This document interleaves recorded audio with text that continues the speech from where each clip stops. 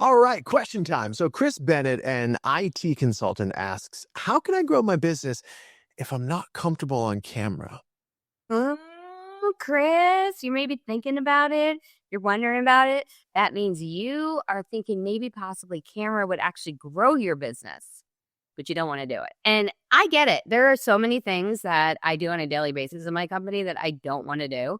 And the camera is one that's really scary at some points because, we are worried about being judged. Back in the year of the 2020s, little something's going on then. My people needed me because we were going from in-person things to virtual and they didn't know how to do it. And so the companies that I worked in really needed to hear from me. And at the same time, I was 80 pounds heavier than I am right now. I did not want to be on camera.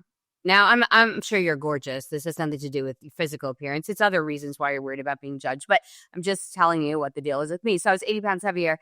I didn't want to be on camera.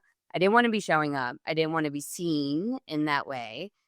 But what I realized was I was actually making getting on camera about me versus about my family or my clients. Here's what I mean.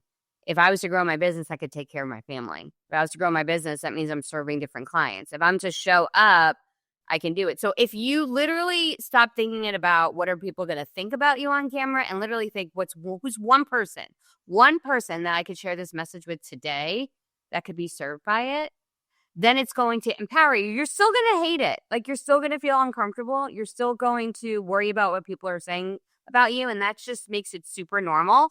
But to get you over that hump, I'm going to pass it to Justin because I believe, Justin, you could probably give him some tips to get rid of those nerves and actually get himself Yeah. comfortable on camera. Yeah, for sure. I mean, when I think of nerves, like I think of energy.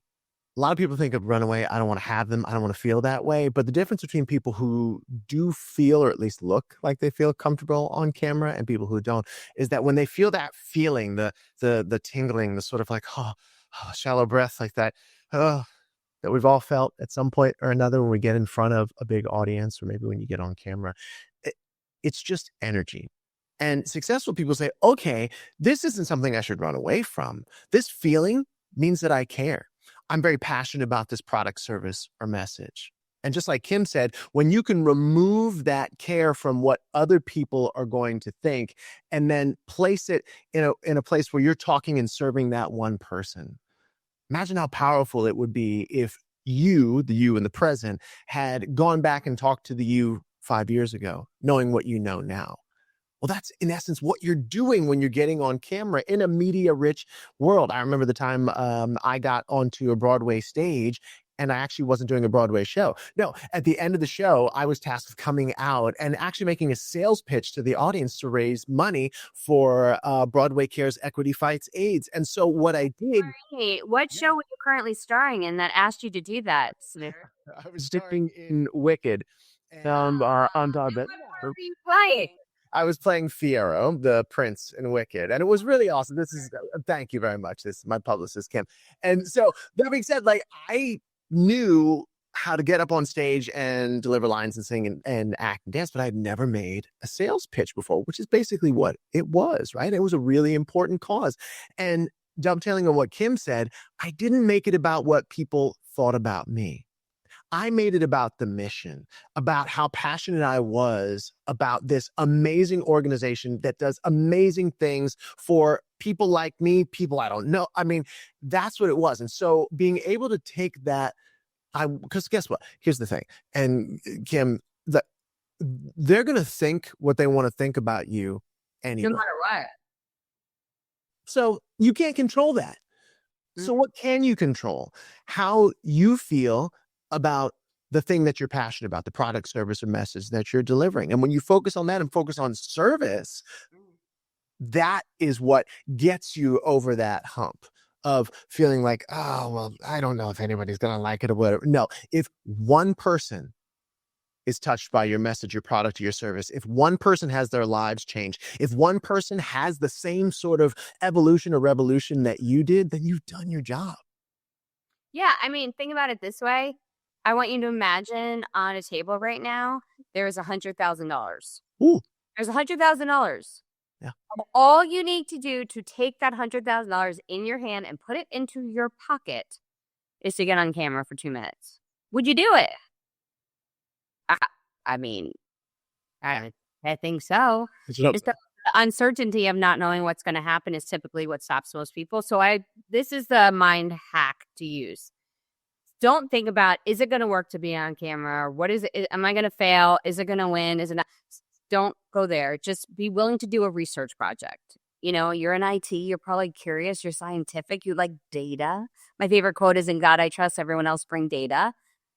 Go into this for 90 days and just get curious. Say, if I was to post one video a week on LinkedIn, literally just answering questions that I get often from my clients, what would happen? And just see if you get more clients in the door. You don't have to go on TikTok and Instagram and Facebook and all those places. You can literally start on LinkedIn, where you're only connected to people that are connected with you for business, and just post one helpful tip video a week. Now, if you really, really, really don't want to get on camera, could you do it just with screen sharing? You could.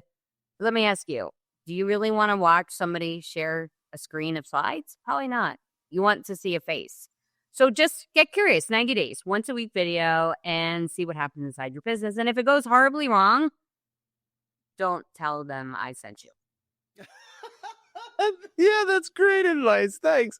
And then I guess the last thing to remember is that one of the reasons why it's so important in the world that we live in right now, this media rich environment where anybody can reach billions of people, and billions of people are looking at these devices, including the one that you're watching this on, is that people aren't necessarily buying your message, your product, your service.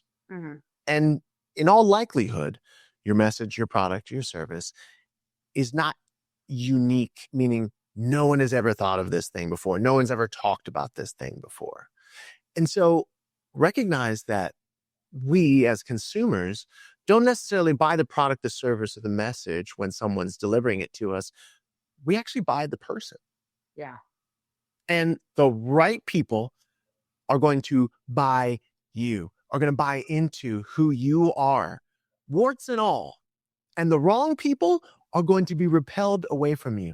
And that's one of the most wonderful things that could happen, because your right fit person, when you show up just as you are, willing to overcome the human desire to not want to disappoint people or anything out there, make people think whatever they think of us. When you can show up as you are, you're actually showing up in service, and people are going to buy you. The right people will come to you. All you have to do is just show up.